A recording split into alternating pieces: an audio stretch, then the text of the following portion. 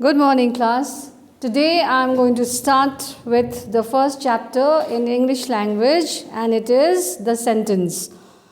Alright, so we've done this earlier in the junior classes as well as sentence in your junior classes. So we know that a sentence is a group of words that makes complete sense. Alright, a sentence has at least one finite verb. A sentence ends with a full stop, a question mark, or an exclamation mark. So a sentence is made up of two parts.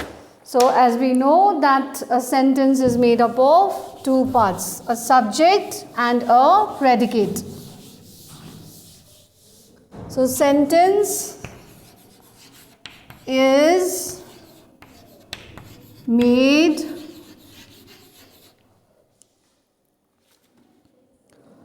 up of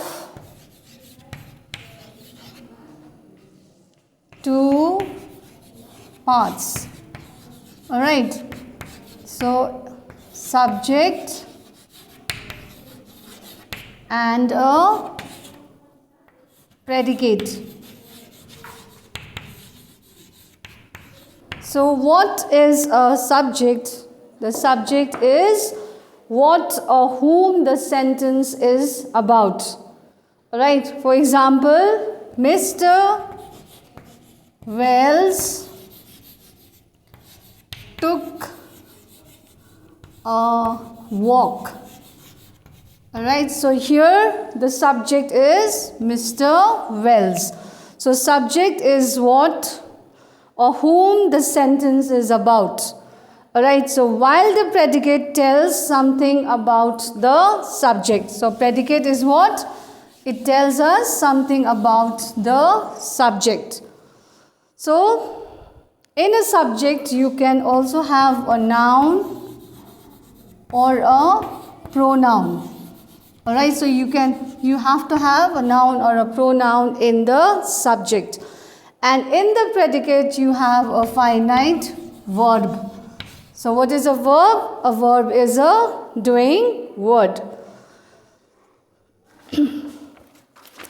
So I'll read out the sentences. So please have a look when I send you the PDF of this chapter. In a sentence, the subject may be a person, an animal, or a thing that does the action, or the one on whom the action is performed. So what is a subject? In a subject can be a person, an animal, or a thing. Alright, so where that does the action. So the children jumped with joy. So here the subject is the children because they are doing some action which means that they are jumped with joy. The children were given biscuits to eat. So again, in the second example, the children is the subject here, right? And they are given some biscuits to eat. So that is an action again. In the first sentence, the subject is the children who do the action. So as I told you that the children are doing some action, isn't it? They are jumping with joy or either they are eating biscuits. And in the second sentence, the action is performed on the subject. So you may have learnt that the subject usually comes at the beginning of the sentence. So we've learnt that the subject always comes at the beginning of the sentence and is followed by a predicate. The subject is always followed by a predicate. So here is an example.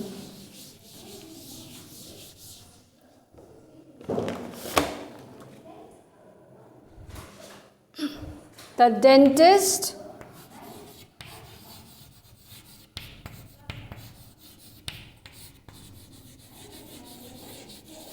pulled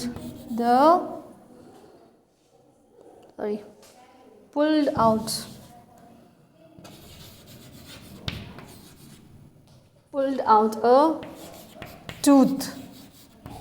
So the dentist is the subject, all right, and pulled out a Tooth is a predicate. So, but however, there are some exceptions also. Alright, there are some exceptions where sometimes the subject comes at the end. For in poetry or in creative writing, the subject might come after the predicate. So there are some exceptions. Alright, sometimes when you write a poem or a creative writing, the subject, it comes after the predicate. For example, out flew the web and floated wide. So here the subject is in the middle. Alright, it's not at the beginning of the sentence. Out flew the web and floated wide. So here, so this is the subject here. So it is in the middle. So in questions, the subject comes after the helping verb. So in questions, for example, could you please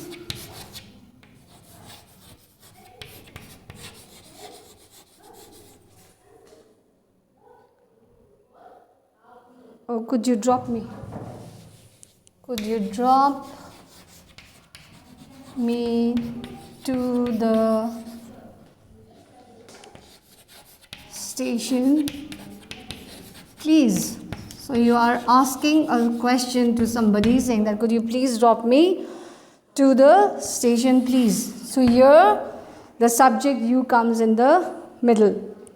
In imperative sentences, the subject is often understood. So imperative is what? When you question, when you command or when you request, it is understood that the subject is there. Okay, so here you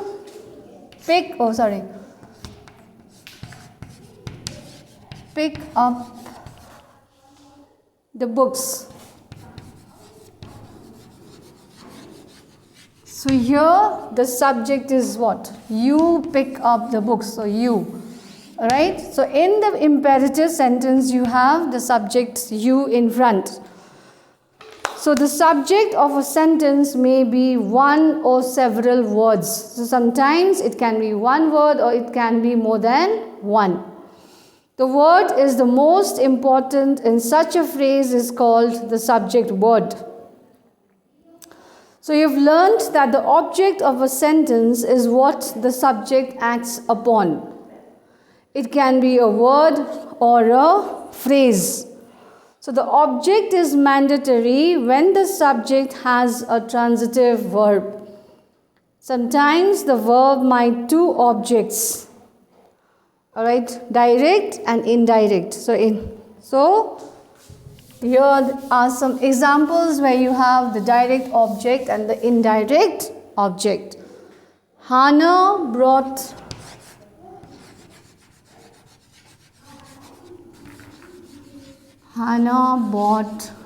a gift.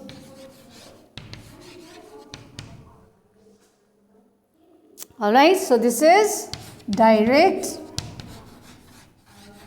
object. So I'll be explaining what is direct and what is indirect. So let me write first. Alright. So Hannah bought me a gift. So this is indirect object. Why this is indirect? Because it is for me. Alright, so here in this sentence, Hannah bought a gift. So this is the direct, alright, for herself or himself. So in the second place or in the second sentence, to the question what, the answer is a gift. What did Hannah buy? Alright, so the answer is Hannah bought me a gift. This is the direct object. What did Hannah buy? Hannah bought a gift. So that is direct. And in the second, to whom? The answer is me. To whom? For whom did Hannah buy a gift? Hannah bought a gift for me. So this is indirect object.